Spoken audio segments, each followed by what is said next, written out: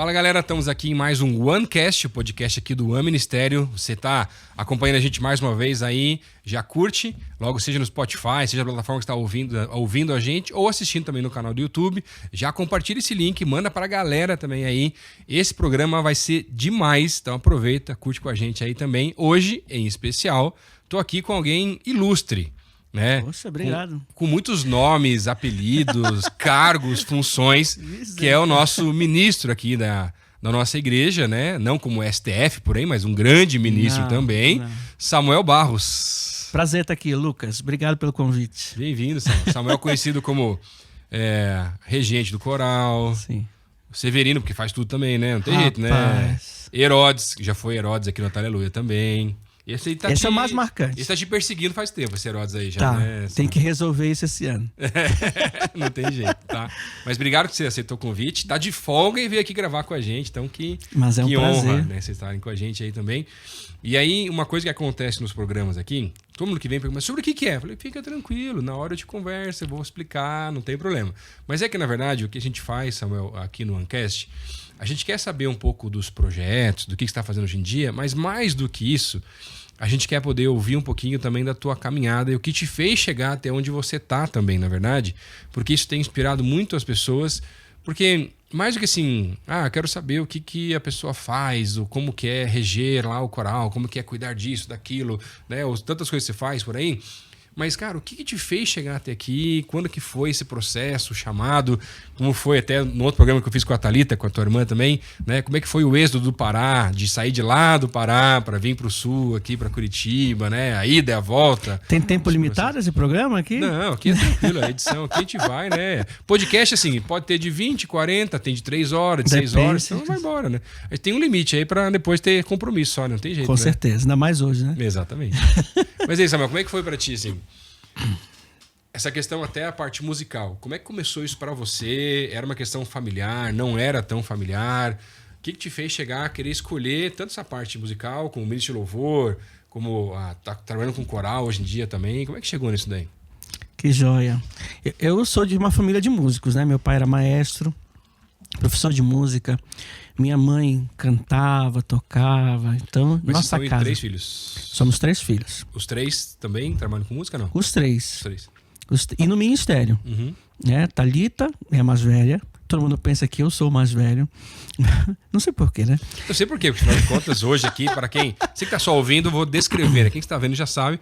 Tá aqui de xadrez, né? Todo jovial, né? O pessoal jovem usa camisa mais xadrez, coisa assim, diferente, né?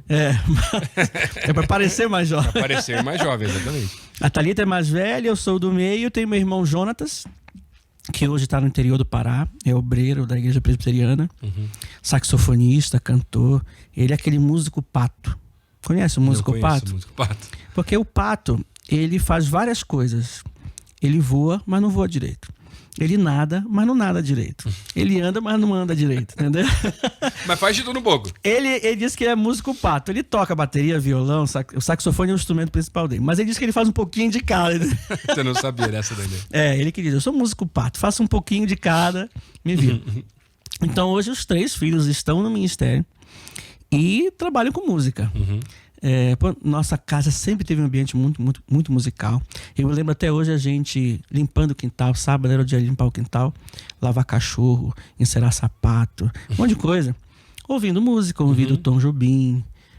E aí meu pai também colocava... Ele que levava muitos discos, LPs para Belém, porque minha avó era gerente da Livraria Batista em Belém, e dizia, Samuel, meu pai era Samuel também, escolhe aí os LPs pra gente vender aqui na livraria. Aí meu pai levava Vencedores por Cristo, Logos e tal. Então a gente ouvia o que estava começando, se chegava no Sudeste, a gente levava para Belém. Então nosso ambiente muito musical, comecei a estudar muito cedo, comecei com violino, aos 8 anos. Mas toca hoje ainda ou já parou? Não, eu comecei com violino porque eu não tinha idade para começar no piano. E então, comecei com violino bem pequeno, mas não lembro mais nada de violino. E nem tem mais também? Nem tem mais violino. Mas seu instrumento é o piano? Então.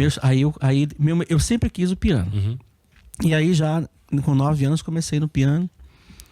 Estudei piano na escola até os 18 anos. Então foram 10 anos de piano. E no meio desse processo, o que eu vou fazer da minha vida? Eu queria ser veterinário, porque eu sempre gostei muito de bicho. Mas eu tenho problema com sangue. É mesmo? É. Aí eu disse assim, não vai dar certo. De bicho e de gente, indiferente, sangue qualquer... Gente, bicho e bicho, gente também eu também, gosto. Os dois tipos. Tem muito animal, porém não é fácil, né? Tem muito animal por aí, mas adoro. Uhum. Adoro bicho. Hoje não tenho por uma questão estrutural, né? 2 crianças. Mas sabe que dá pra ter no apartamento caro Sim, também, né? Você é um exemplo disso, então, né? Mas eu não tenho o pique que você tem, não. Ah, vai dar pra colocar uns 2 Golden Retriever naquele apartamento, dá pra colocar lá, né? Já tive cachorro, mas quando nasceu meu segundo filho, eu dei um tempo, né? Uhum. E aí, quando foi pra escolher a faculdade, já que veterinária não ia dar certo, eu escolhi fazer música na faculdade. E aí entendi que a minha vida ia ser na música, que o ministério ele vem depois. Mas não necessariamente na igreja, não. Questão só musical. Mas é interessante, todos esses anos, esses 10 anos que eu estudei música, durante a semana, numa escola de música, 2 vezes por semana. Meu pai era professor da escola também, né? Então às vezes não eram mais só 2 vezes, tinha 3, 4, a gente ia participar de algumas atividades. No final de semana, o ministério é a música na igreja. Então, por exemplo, meu prática era no final de semana. Cantando em coral na igreja, tocando na igreja. Meu primeiro grupo musical chamava-se Querubins. Era um grupo de amigos com 10, 11 anos. Eu tocava o teclado, meu irmão tocava flauta doce na época. Um amigo nosso, grande músico, Arlindo Lima, compositor, no violão. Então a gente tinha o nosso grupo. Montamos a nossa banda ali com 10, 11 anos. E a gente fazia música. Com 13 anos eu comecei a acompanhar o coral da igreja. Foi inusitado isso também. Tinha um casal de americanos lá. Ele era o ministro de música da igreja, pastor Ronnie Parker. E a esposa era pianista. Naquele ano, o naipe dos sopranos estava meio desfalcado. Ela disse assim, eu vou precisar cantar. Então, Samuel, eu vou te preparar para tocar para o coral no Natal. E foi a primeira vez que eu acompanhei o coro da igreja com 13 anos no Natal. E depois não parei mais. Não parei mais. Teve um tempo que eu parei meus estudos de música, bem na época do vestibular, estava muito sobrecarregado. E aí, meu pai não queria que eu parasse de estudar. E aí ele conseguiu um professor no seminário, Isidoro Lessa de Paula, para me dar aula com músicas da igreja. Então eu tocava música clássica e tal. E foi muito importante para mim. Então quando eu vou juntando as peças assim da minha caminhada musical, o ministério estava ali, mas eu não tinha visto isso ainda. Meu desejo sempre foi ser maestro, sempre foi viver da música. E meu pai dizia, músico no Brasil vive dando aula. Então seja um bom professor de música. Então antes de eu querer fazer uma faculdade de regência, de canto, de piano, eu fui fazer a licenciatura. Foi nesse momento que a gente veio para Curitiba. Aí veio fazer aqui na Belas Artes. Comecei em Belém, só que lá em Belém não tinha o curso específico, era educação artística. Bem mais genérico, né? Genérico. Teatro, artes plásticas, você aprendia de tudo um pouquinho. Só que naquele ano, em 98, já havia mudado a lei e que tirava o papel do professor generalista. A escola pública tinha que ter o professor específico. Então o curso lá estava defasado. Aí meu pai disse assim, olha, vocês vão terminar um curso que está defasado. E depois não vai servir para nada. Não tem em Belém. Então pensem aí, ó, querem ir para São Paulo, para o Rio? Tem Curitiba também. Eu tinha pavor de morar em São Paulo, Rio de Janeiro. Belém do Pará. De Belém para logo. O que eu vou fazer nessas cidades? Medroso. E a minha mãe, poucos sabem, mas a minha mãe é de Santa Catarina. Ela nasceu em Lages, Santa Catarina. E morou em Curitiba até os 18 anos. Então a família da minha mãe é de Curitiba. Então nós decidimos vir para Curitiba. Já tinha essa porta, né? Sim. E aí quando nós viemos em 99, em março de 99, nós chegamos em Curitiba para fazer a Escola de Música e Belas Artes do Paraná, com uma orientação do meu pai. Só que vocês vão para a primeira igreja de Curitiba procurar o pastor Marcílio. Marcílio Pai. Marcílio Pai. Porque meu pai frequentava as convenções e a Associação dos Músicos Batistas do Brasil. Ele conhecia o pastor mais Marcílio. Envolvido, o pastor Marcílio, que... Então vão lá. Então nós chegamos aqui em 99, em Curitiba, para fazer música, porque nós íamos ser músicos profissionais. começou assim. Mas até nesse ponto, por mais que se envolvia na igreja, mas ainda com a cabeça de trabalhar... Não necessariamente, não no ministério. Não viver do ministério. Até porque a realidade de Belém é muito difícil, né?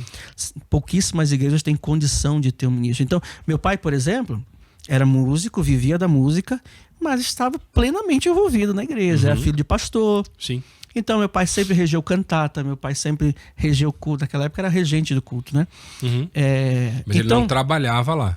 Então, nós não tínhamos essa ideia do ministro de música, ministro de adoração. Não existia na nossa cabeça na região lá. Isso é muito mais forte aqui no sul. Nem passava, na verdade, porque era... Porque as igrejas tinham músicos voluntários, que eram profissionais e exerciam esse papel. Local, né? Era a realidade lá. Aí, quando nós chegamos aqui, em 99, viemos em obediência, sempre fomos muito obedientes aos nossos pais. Marcamos uma reunião com o pastor Marcílio. Então, pastor, eu e Thalita, né? Nós viemos juntos. A Thalita também fazia educação artística, só que a Thalita já estava no 3º ano. Eu tinha 1 ano só de educação artística. Então, quando nós viemos para cá, ela perdeu 3 anos e eu perdi 1. Mas a gente... E não pôde aproveitar nada aqui também, na verdade, né? Quase nada, quase nada. Mas para nós foi a melhor decisão, porque a gente saiu com um curso válido. Claro. E nós fizemos 2 faculdades. A Faculdade de Música e Belas Artes do Paraná e nós fizemos a Faculdade PIB Curitiba durante 4 anos. Com o pastor Marcílio. É bem intensa também. Então nós chegamos aqui, pastor, nós viemos aqui, somos filhos do Samuel, da Geusa, mas a gente só veio em obediência ao nosso pai, porque a gente não quer ficar aqui. A igreja é muito grande, nós vamos procurar uma igreja menor. Quantas pessoas tinha a igreja de vocês lá em Belém? Tinha 500 pessoas e era uma igreja grande. Sim. A maior igreja. Para a realidade do Brasil, é uma igreja grande, né? É uma igreja grande. Hoje a igreja tem mais de 1000 membros lá. Mas era uma comunidade menor. E aqui a PIB também, nessa época, tinha 1000 e tantos membros. Não é a igreja que é hoje. Mas já tinha muita coisa para fazer. E aí, nós viemos aqui em obediência, prazer e tal, mas nós vamos procurar uma igreja menor. Ele disse, não, vocês não vão procurar a igreja menor. Tem muita gente que chega aqui na igreja e tem essa ideia equivocada, que igreja grande... Não precisa de nada, que tem gente. Tem gente suficiente, não, quanto maior a igreja, maior a demanda. Então aí ele falou, por exemplo, nós estamos com o nosso coral de adolescente desativado, não tem regente. E eu quero que vocês assumam o coro de adolescente. O carisma. Era a 2ª fase do carisma. Teve o carisma no ápice, que foi com a Selene, né? Selene? Eu não lembro. A filha do Sofonias. Só que agora ela não tá mais. Tem um grupinho de adolescentes. Aí sabe quem eram os adolescentes da época? Michel Piragini, Kelly Piragini. Mas você veio pagar os pecados mesmo. Lari. Não, e eu tinha 19 anos. E eles na época... Eles tinham 14, 15 anos. Larissa, Lourenço, André Martins... O Albert não cantava nessa época, já tava... O Albert não era muito de cantar, né? Mas o irmão dele cantava. A Carol, a outra irmã dele. Tinha um grupinho que hoje eu vejo líderes na igreja. Que eram tudo desse coral aí. Tudo desse coral. Vários. Outros que não estão mais na igreja, estão em outras igrejas.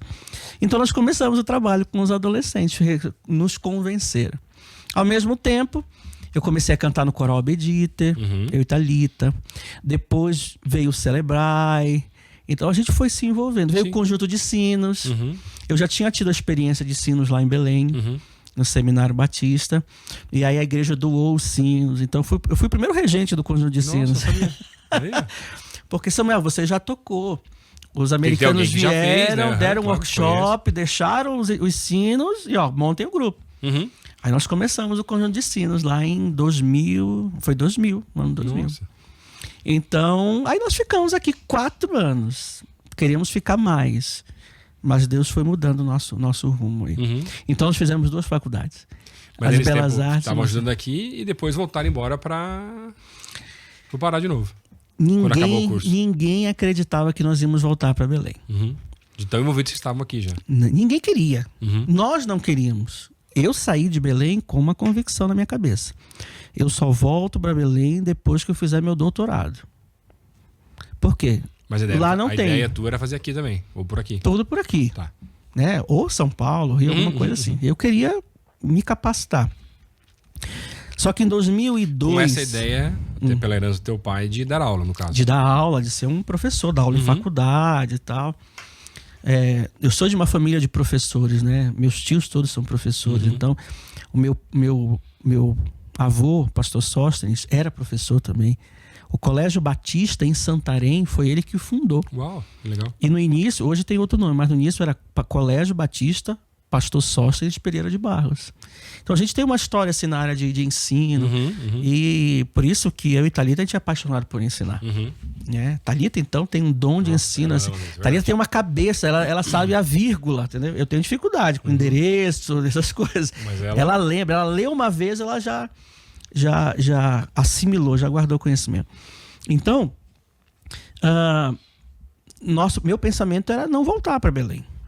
Mas Deus mudou essa história e vou te falar o porquê. Como Deus cuida da gente nesse sentido. Então, o estágio que nós fazíamos no Colégio Júlia Vanderlei aqui pertinho da PIB, aí, o colégio queria que a gente ficasse dando aula lá. Mas deu um problema naquele, eu nem lembro mais o motivo, que eles não tinham mais recurso para pagar a gente. A gente fez o estágio todo gratuito, era obrigatório. Eles não, continue o projeto, que bacana. Nós organizamos um coral para o ensino fundamental 2 e um coral do ensino médio. Nossa. E a meninada estava empolgada. A gente trabalhava com essa idade da igreja também. Sim, então acostumado, né? Estava acostumado. O pastor Marcelo queria que a gente ficasse, mas ele não tinha como sustentar a gente na época. Deu tudo errado. E eu tinha 3 propostas de trabalho em Belém. Voltar para minha igreja, como auxiliar da ministra de música. Tinha um convite do Seminário Batista para dar aula, que era muito carente a região. Antes eu só tocava lá para dar aula. E tinha para dar aulas na cidade. Eu estava noivo da Angélica, né? Ele disse, olha, aqui eu não tenho nada. Se a gente quer casar, eu vou ter que ganhar dinheiro. Eu vou voltar para Belém. E a Thalita também voltou e começou a trabalhar na prefeitura lá de Belém. Não deu certo ficar, voltamos. Aí depois nós fomos entender, isso foi em 2003. Nós voltamos. Em 2006 meu pai faleceu. Aí em 2007, Thalita com um convite para voltar para a PIB em 2008. E eu com um convite para ir para Brasília. Caiu a ficha assim. Deus nos trouxe de volta para passar os últimos 3 anos de vida com o nosso pai. Porque foi passar um ano de luto, cuidando. Se não fosse isso, podia ser até um peso, na verdade, né? Um peso grande, grande. Então, a gente viu o cuidado de Deus na nossa vida. Às vezes a gente não entende por que Deus está mudando a nossa geografia, mas Deus está dizendo assim, eu quero que vocês passem esse tempo com o pai de vocês, porque depois eu vou levá-lo para vocês de volta. Aí a Thalita voltou para cá em 2008, para a PIB, e eu fui para o meu primeiro ministério em tempo integral, que foi em Brasília. Qual a igreja em Brasília? A primeira igreja batista no Guará, cidade satélite. Em Belém, nós continuamos envolvidos. Eu já estava como ministro numa igreja menor e a Thalita envolvida na PIB do Pará. Então, meu primeiro ministério foi em Belém. Né? Em 2004, assim que eu casei, voltei, assumi voluntariamente o ministério na Igreja Batista Equatorial, próximo ao seminário. Assim. Foi meu primeiro ministério lá, 4 anos, em tempo parcial. Eu tinha um concurso, eu dava aula no seminário e tinha igreja no final de semana. Benção, né? Aí é outra história, como Deus mudou, vou para Brasília, é outra história. Mas é legal até o pessoal que está assistindo, ouvindo a gente, para entender, porque às vezes o pessoal acha que caminhar no ministério, andar com Jesus todos os dias, não, ele mostra aqui, mostra ali. Gente, às vezes você tem uma série de possibilidades e tem coisas boas à sua frente, mas você não sabe decidir também, e você tem que buscar no secreto, tentar entender as direções daquilo que Deus tem para você naquela fase. Sim. Né, eu costumo dizer, Lucas, e falei uma vez no encontro de seminaristas aqui, que existe uma diferença entre o chamado e envio. Existe um time diferente. E eu usei, na época eu falei sobre Davi. Davi foi ungido rei muito jovem, 8 anos. Mas ele só foi assumir o reinado 30 anos depois. Então, o chamado veio logo cedo, mas o envio...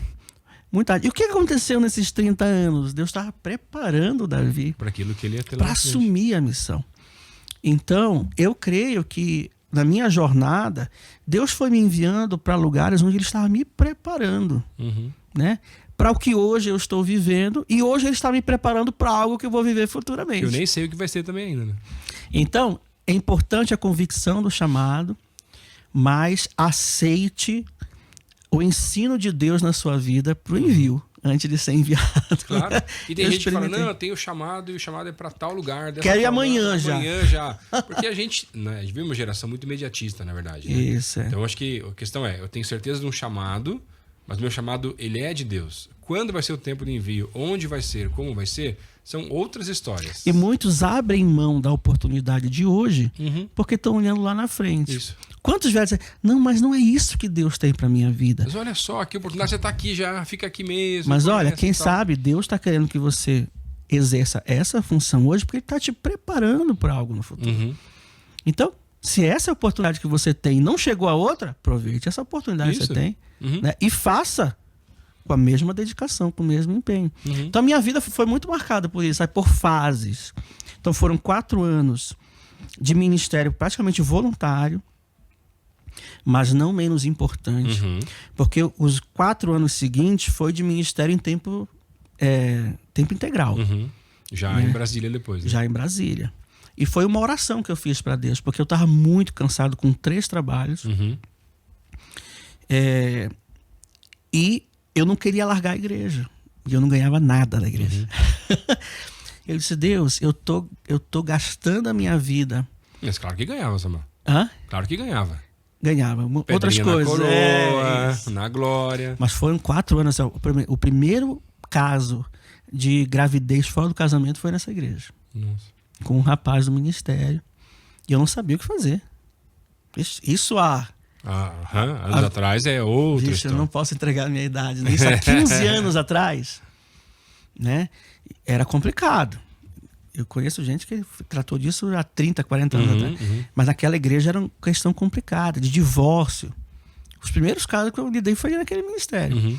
Então, eu orei para Deus. Eu disse, Deus, eu estou gastando a minha juventude em trabalho, mas eu quero gastar isso no teu reino. Eu fiz essa oração no domingo, na segunda-feira, chegou o convite para ir para Brasília. Aí eu tinha pedido uma coisa só para Deus. Eu disse, Deus, só que eu preciso de sustento. Estou casado. Sim, família. Eu não quero nada além daquilo que eu estou ganhando hoje. Preciso disso.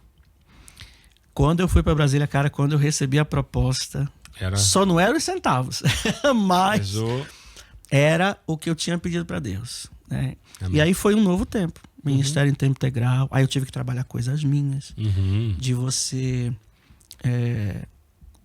depender da igreja, de você ser sustentado pela igreja. Eu não tinha isso, não tinha responsabilidade nenhuma. Na hora que eu quisesse largar a igreja em Belém, eu largava, eu já tinha meu salário. Aí agora outra história.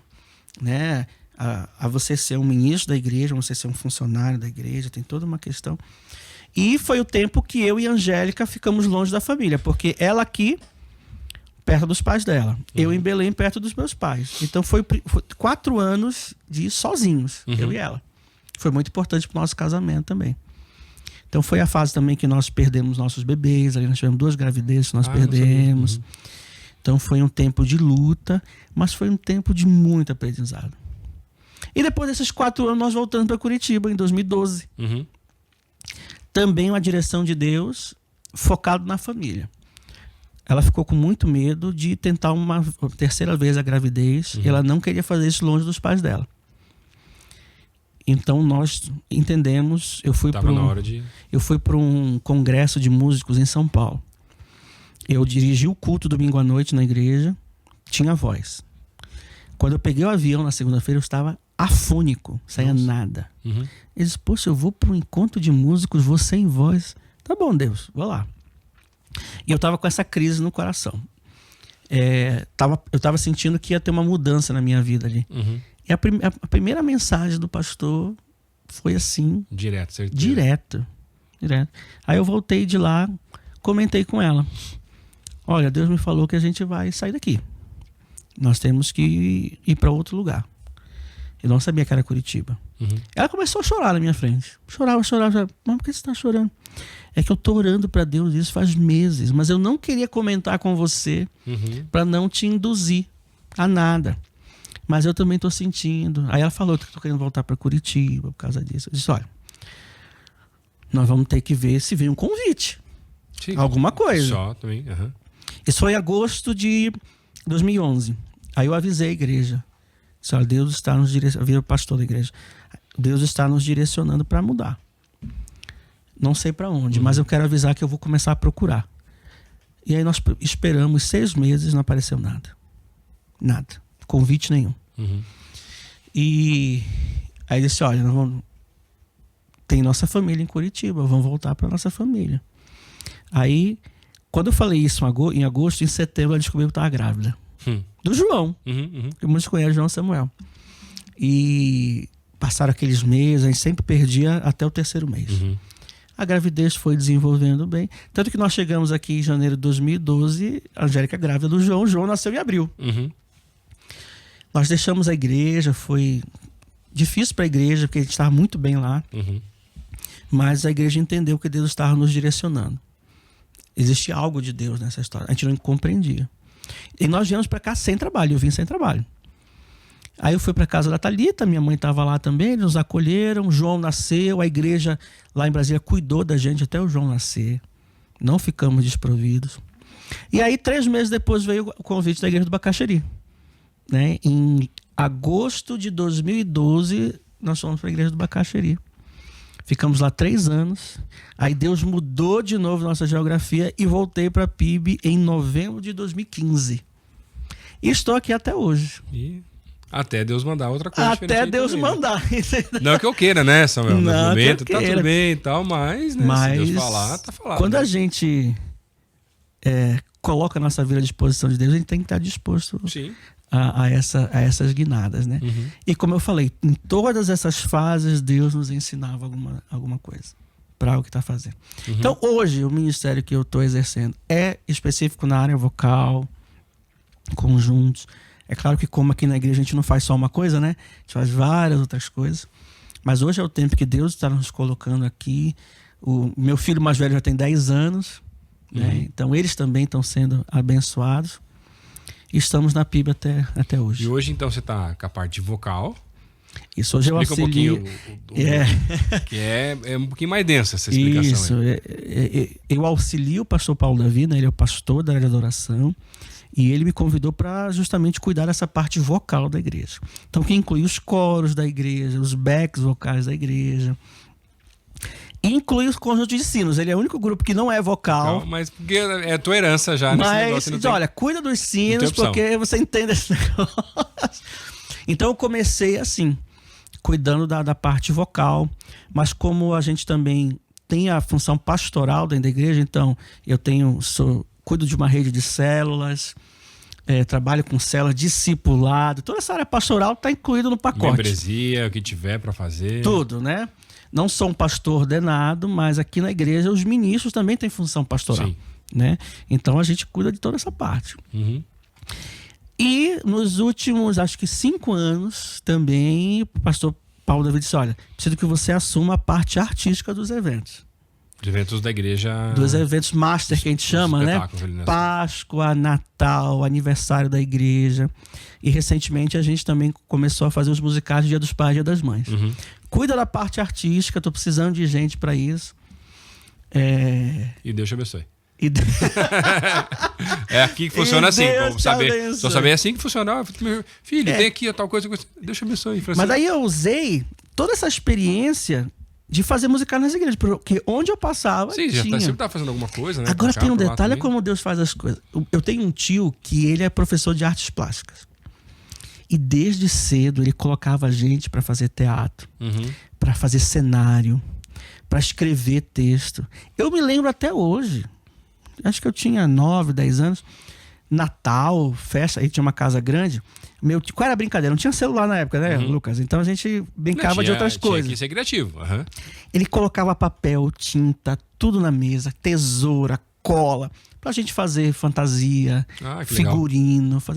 Então, assim, eu fui vendo que Deus estava me preparando. Desde aquela época, ainda criança e tal, né? Então, essa parte criativa, até de composição. Mas isso é muito legal, como eu vejo Deus trabalhando através da nossa história.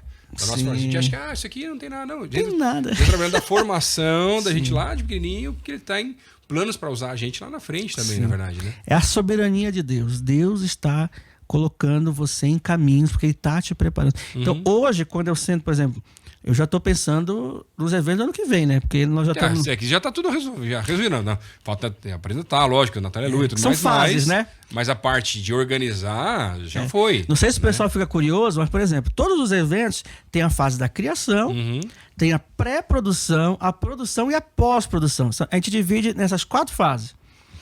Então, por exemplo, eu tinha que entregar dia 8 de dezembro, estou um dia atrasado, a parte criativa do Ressurreto.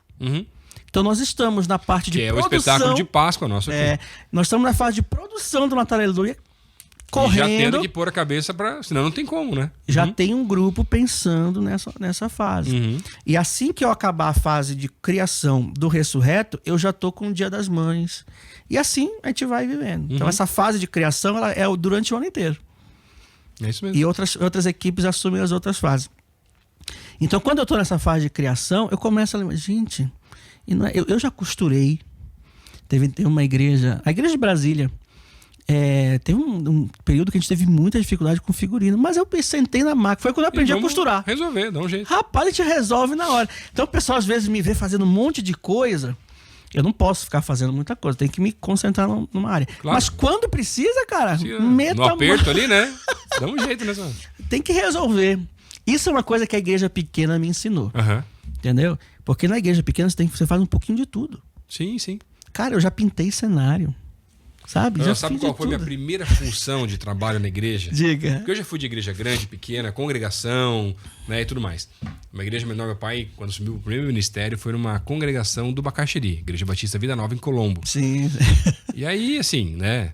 Eu cantei em coral quando era adolescente no Bacaxiri e tudo mais, mas não foi muito pra frente o negócio. Não sei porquê. Outro dia até, pra você saber, outro dia eu tava lá, né? Nunca tinha acontecido comigo, tempo de oração, e Deus me deu uma música. Acho que mais uma poesia do que uma música, na verdade, porque eu não sei escrever música, né?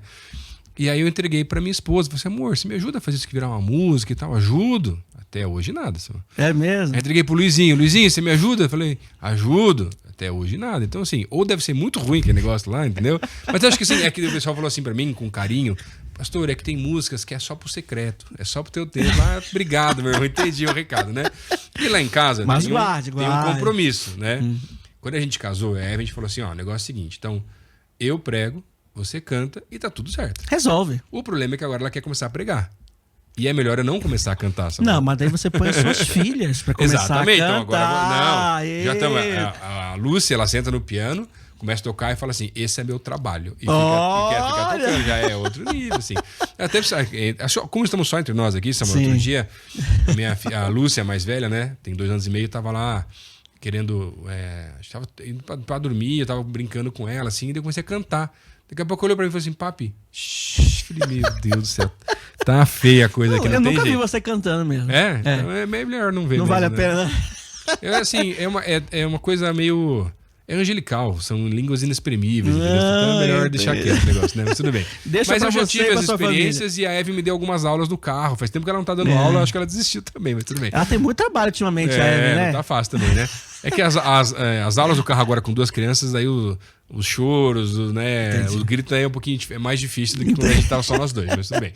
Mas acho interessante, assim, ó, porque na verdade às vezes as pessoas não imaginam, né, um pouco da nossa história, que é um pouco que a gente fala aqui também nesse podcast aqui, mas, por exemplo, né, eu amo organizar eventos, né, que é uma coisa que Deus foi construindo através da minha história. Então, desde o tempo dos acampamentos, de programação, de fazer lá as brincadeiras do acampamento, aquela coisa toda. Cara, fiz isso 18 anos da minha vida, na verdade, né? Depois do tempo do banco, no HSBC, trabalhando, organizava uma média de 90 a 100 eventos por ano pelo Brasil todo, e tudo que é tipo de evento e tudo mais e tal.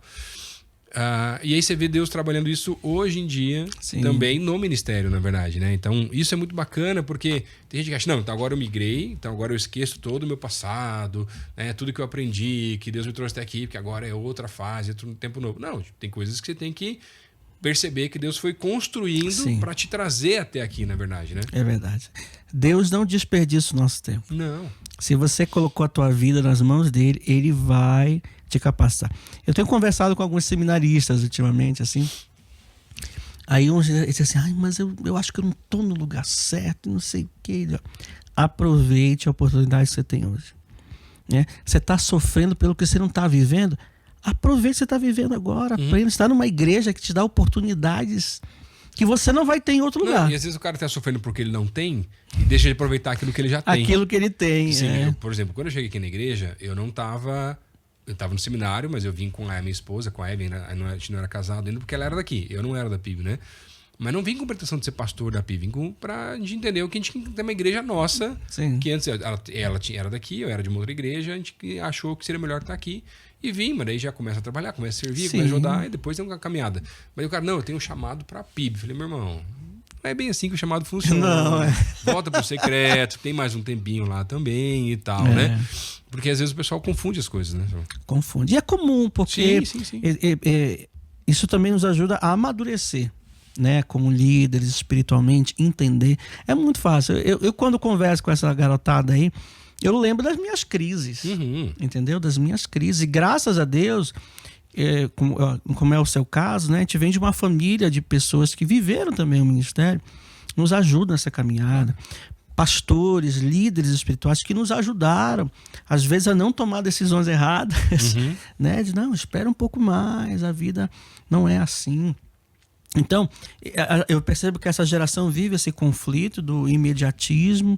O cara quer começar ganhando já 5 vezes mais. 5 vezes mais, ele já quer, não, quero pregar todo domingo. Quero pregar todo domingo. Tem que ser no templo sede, na congregação, não quer ganhar cancha, né? Não quer aprender. Não é assim que funciona, né? E o começar de baixo é algo que nos ensina muita coisa. Inclusive a valorizar o que a gente tem hoje. Claro. Né? Você, poxa, eu comecei com isso e tal. E você ajuda não a gente negociar, não se perder também. Não negociar os valores. Porque se você começa de baixo, mas você começa errado, você começa a pensar naquilo que não é o fundamental. O meu texto é Mateus 6,33. Busque em primeiro lugar o reino de Deus e a sua justiça, e as demais coisas vos serão acrescentadas. Foi esse texto que Deus me deu quando eu abri mão de todos os meus trabalhos para viver do ministério. Busque em primeiro lugar o reino de Deus e a sua justiça, e as demais coisas eu vou acrescentar na minha vida. Então, as experiências que eu tenho na área financeira, as experiências de sustento, tudo isso veio por quê? Porque eu decidi isso lá atrás, que eu ia buscar o reino de Deus. Amém. E Deus tem me sustentado nesse tempo. Entendeu? Até naqueles 6 meses que eu fiquei sem ministério, sem trabalho, nunca me faltou nada. Eu conto essa experiência para as pessoas. Eu disse, eu precisei vender um carro. Sim, não quer dizer que eu não passei por alguns apertos. Deus me provou até o limite de chegar o dia e dizer assim, agora não tem mais nada para fazer. Deus. Não tem mais o que vender. Mas foi naquela semana que daí o abacaxi me chama, não, vem cá pra gente conversar. Entendeu? Quer dizer, tudo.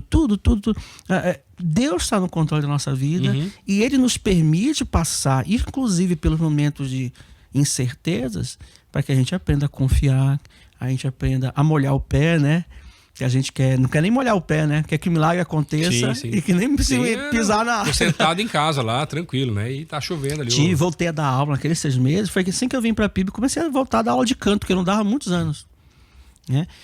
Por quê? Pra ganhar R$600. Sim, mas alguma coisa mas gera pra ajudar alguma na família, coisa, claro. Até pra minha cabeça, pra eu não ficar parado. Às vezes naquela época, R$600 valia mais do que hoje em dia também, né? Com certeza. Caro também, não tá fácil, né?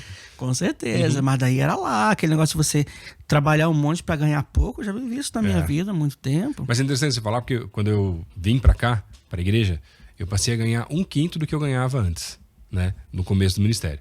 E aí, quando eu saí, teve um acerto lá, que eu falei, isso aqui é minha reservinha, quem sabe pro casamento, não sei o quê, eu deixava na conta poupança lá guardado. E aí todo mês, uma vez ou outra, tinha que tirar um pouquinho da reservinha, tinha não sei o quê. Quando acabou a reserva do negócio ali, foi que aí Deus abriu outras portas aqui na igreja e tudo mais. Sim. Então, assim, às vezes... Acho que a questão é que às vezes a gente quer ter uma garantia. Né? Olha, na minha vida... o ministério não tem garantia, a não ser a presença do Senhor com a gente. Eu não sei na sua vida, mas na minha vida... Aí eu vou contar uma experiência pessoal. Né? Não serve de exemplo para ninguém, não. É só para mim. Não é doutrina. Não é doutrina. É uma experiência pessoal. De vez em quando entrava um dinheiro a mais. Né? Aí entrou um dinheiro lá da venda da casa da minha mãe. Conseguiu vender a casa e tal. Entrava um dinheiro aqui. Eu sempre gastava esse dinheiro. Até o dia que eu aprendi uma frase que meu pai dizia. Olha, meu pai já dizia isso naquela época que eu não tinha escutado, não tinha entendido o que ele dizia. Se Deus está mandando é porque você vai precisar. Então, não gasta Tem coisa vindo aí. com supérfluo. Cara, quando eu aprendi isso, toda vez que vem um dinheiro extra, eu digo logo pra Angélica. Já cresce o olho, né? Tá? Eu vou comprar aquele negócio que eu tô querendo. Vou trocar isso aí. Lucas, é incrível. Aparece Dá mesmo. um tempo depois, bateu o carro. Uhum. Dá um tempo depois, surgiu essa conta extra. Cara, é o dinheiro certinho. Então, assim, eu faço meu planejamento financeiro, naquilo que eu posso fazer. Claro. Mas tem coisa que é o maná de Deus mesmo, Uhum. né? Ou Deus já tá mandando, olha, não gasta aqui porque você vai precisar ali na frente e tal. Uhum. Então a gente vai aprender no ministério a Claro. lidar com isso, que o sustento vem do Senhor, né? Nunca me faltou nada. Falando de filho, né? Cara, meus filhos usaram Calvin Klein. Mas eu nunca comprei. Nunca comprei. Quando nós viemos de lá de Brasília, a igreja ficou muito sentida, assim, os irmãos da igreja.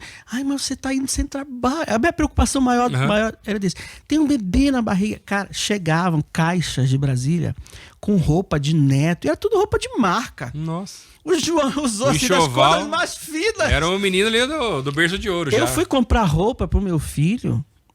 O João tem 10 anos. Eu acho que eu fui comprar quando tinha 8, 9 anos. Nossa. Porque nós de tanta sempre... roupa que sempre foi ganhando. Não, e sempre foi ganhando o tempo todo. A gente tem uma experiência pessoal nossa lá em casa também que mostra a fidelidade de Deus.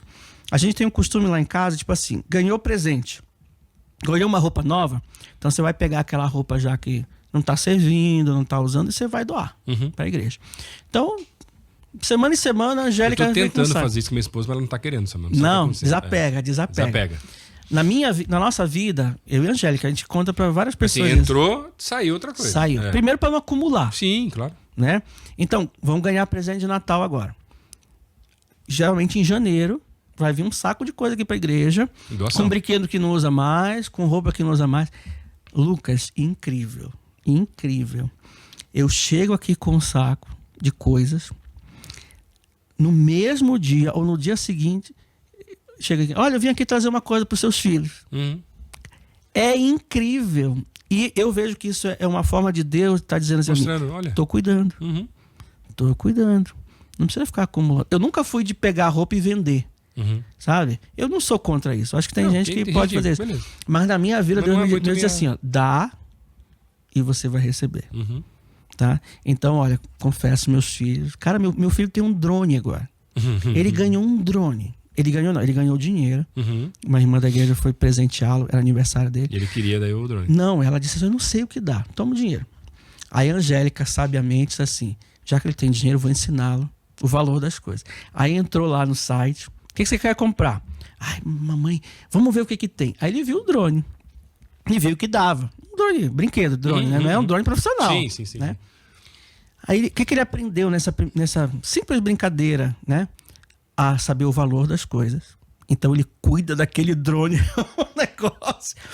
Como ele comprou no site, teve que esperar um mês para chegar o brinquedo. Que não é tudo imediato, tá que certo? Não é. Faz parte, né? Claro. Aí ele tá esperando outras coisas chegarem, né? Que ele comprou o drone e mais umas coisinhas. Aí, quando mamãe entra no site para ver. Tá sua entrega está em atraso, vai demorar mais 7 dias. Eu vou ter que esperar mais 7 dias. É, meu filho. É assim mesmo. A vida é assim. Ele fica contando as coisas, né? Então, no sustento da minha família, Lucas, Deus tem cuidado. Amém. Deus tem colocado. A Angélica passou por um problema de saúde muito sério no passado, foi para UTI. Eu lembro. Foi assim, complicado. E o nosso plano de saúde, a gente não estava com o plano de saúde da igreja, a gente tinha ficado com o nosso plano de saúde, porque eu já tinha sofrido um pouco, sabe? Confesso que eu fui um homem de pouca fé. Como eu mudei várias vezes de igreja, a gente mudava de igreja, aí pro plano da igreja, entrava em carência. Às vezes não... Por exemplo, o parto da Ana eu tive que pagar. Nossa. Porque estava em carência ainda. Então tinha algumas questões assim que complicadas. Que traumatizaram, quando eu vim pra PIB, eu disse assim, Paulinho, deixa eu ficar com o meu plano. Já tô escaldado esse negócio aí, né? Aí, não, tudo bem, fica com o seu plano e tal. Só que daí a empresa foi vendida e vários hospitais em Curitiba tinham sido descredenciados. E a cirurgia da Angélica estava com cálculo renal, estava com infecção. Não dava certo. O médico só operava naquele hospital, mas aquele hospital... Não era credenciado? Nossa. Aí Deus disse assim, eu vou resolver esse problema. E Deus abençoou. Ela fez o procedimento, Deus abençoou. Não precisei pagar nada. daquilo. Por quê? Porque Deus está cuidando. Então, são vários exemplos na nossa vida que Deus cuida, Deus sustenta, né? Amém. Que conversa boa, Samuel. Eu não sei nem quanto assim, tempo já passou, foi cara. Bastante já também, mas obrigado, Samuel, pela tua presença aí, por essas histórias aí que inspiram muito a gente, na verdade, né? Para a gente poder depender de Deus, não só no ministério, para quem também não está no ministério integral. Até não gosto muito desse termo integral, parcial, porque todos nós estamos no ministério integralmente, né? Seja o cara que é médico, advogado, professor ou pastor, todo mundo está no ministério integral. E depende do sustento e depende de Deus, porque se a gente achar que a nossa garantia é o nosso trabalho, são as reservas, a gente está mais iludido que qualquer coisa, né? Então, a gente tem que depender sempre de Deus em tudo que a gente faz e confiar nele também. Obrigado pela tua presença aí também. Que Deus te abençoe muito. Amém. Você também. Que a gente possa trabalhar muito tempo junto aí também. Se Deus quiser. E quem sabe a gente combina depois em off aqui umas aulas de canto, ver se me ajuda, né? Vai ser um prazer. Estarei aqui para ver você cantando. Tá bom. Obrigado, Samuel. Gente, a gente se vê no nosso próximo OneCast.